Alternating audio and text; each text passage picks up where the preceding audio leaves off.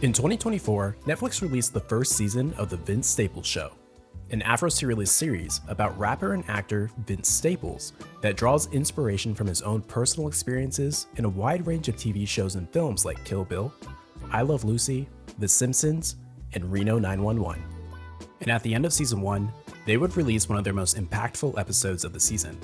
That episode is Whiteboy. The episode opens with a flashback that gives us a glimpse into Vince's childhood. His mother had to work overtime to help support the family, and later on, his father was arrested, causing him to no longer be in the picture. Visibly disappointed, a younger Vince leaves for school, and it cuts to present-day Vince, walking down the halls of his old high school. He was invited to take part in a program where successful alumni would come in and give a speech to a class in hopes of giving them the encouragement they need to make it to graduation. At the end of his speech, the bell rings and the kids start to file out of the classroom. Everyone, except for one boy. This is Junior. Vince, confused, asks him, "What's up?" And Junior responds with, "My dad knows you." Vince, now curious, asks Junior who his dad is, and he says, his name is Vincent too. At this point, Vince is beyond confused. He has no idea who this other Vincent is or what this kid is talking about, and Junior tells him that the other kids used to give them nicknames. Vince asks what his dad's nickname was, and Junior says, Whiteboy. Vince then tells him he doesn't remember his dad and starts to ask him to tell his father that his friend says hi, but before he can finish saying friend, Junior cuts him off saying, "You're not friends." And this is where the episode starts to take a turn.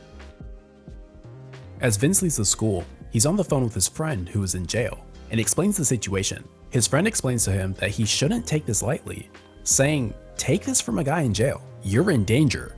And he's right. Anyone who holds onto a grudge for this long shouldn't be brushed off as anything less than a threat. And then it happens. As soon as Vince makes it to the parking lot, he comes face to face with his old classmate. This is Whiteboy. As Whiteboy makes eye contact with Vince, he starts seeing red.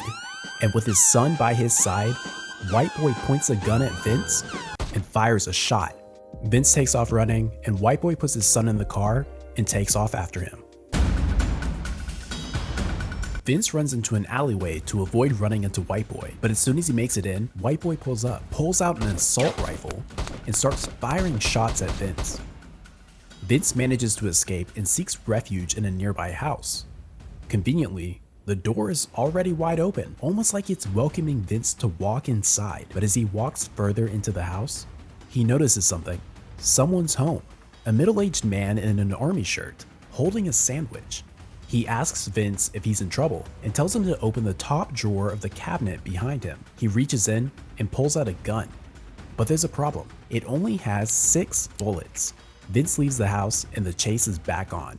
It then cuts to Whiteboy as he's searching for Vince. Junior asks him what's going on, and Whiteboy says, "Remember that time you and your cousin played laser tag? It was a lot of fun, right? Well, this is just adult laser tag. Now put your headphones on."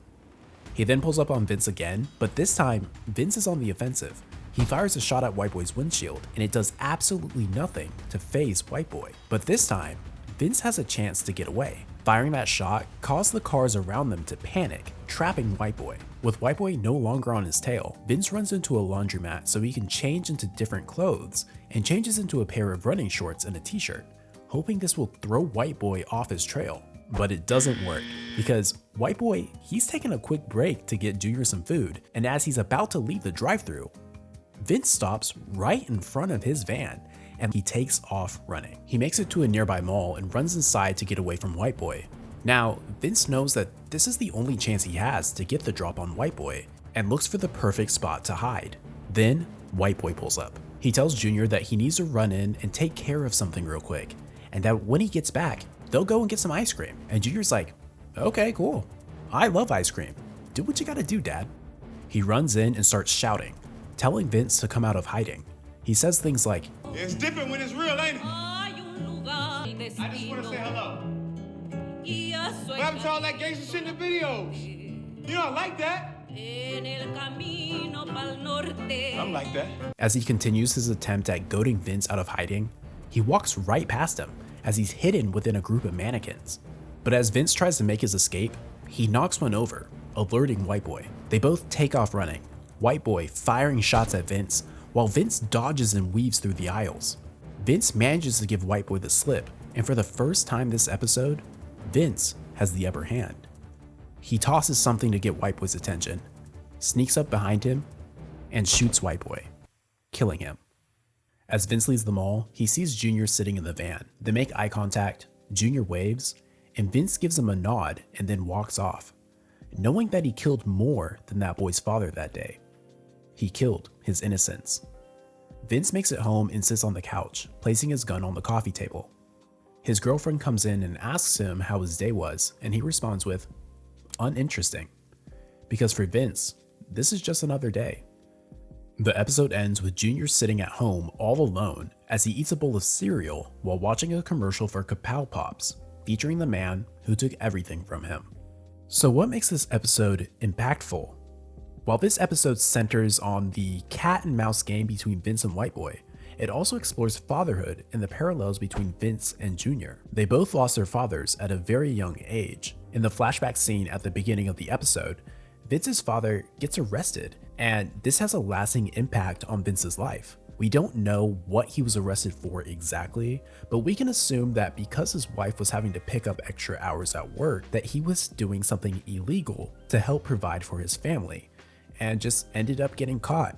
Junior's dad, who's caught up in some childhood grudge, chases Vince all over Long Beach with his child in the car, and ends up getting killed because he just can't let it go. Both fathers, who are shown to love their children more than anything else in the world, make reckless decisions that separate them from their children forever. We see the impact that this has on Vince in his childhood, but we're left to wonder how this will shape the rest of Junior's life. At the end of the episode, Junior is seen fending for himself, eating a bowl of cereal, while a commercial for Vince's cereal Kapow Pops plays on TV. This is a nod to Tarantino's Kill Bill Volume 1, when Vernita attempts to catch the bride off guard by hiding a gun inside of a box of Kaboom cereal. After killing her and realizing that Vernita's daughter witnessed the whole thing, the bride tells her, "When you grow up, if you still feel raw about it, I'll be waiting." Which may hint at a future where Junior comes back to get revenge on Vince for killing his father, continuing the cycle. What's your take on this episode? Let me know down in the comments. And if you like this video, show me some love by liking and subscribing. And I'll see you next time.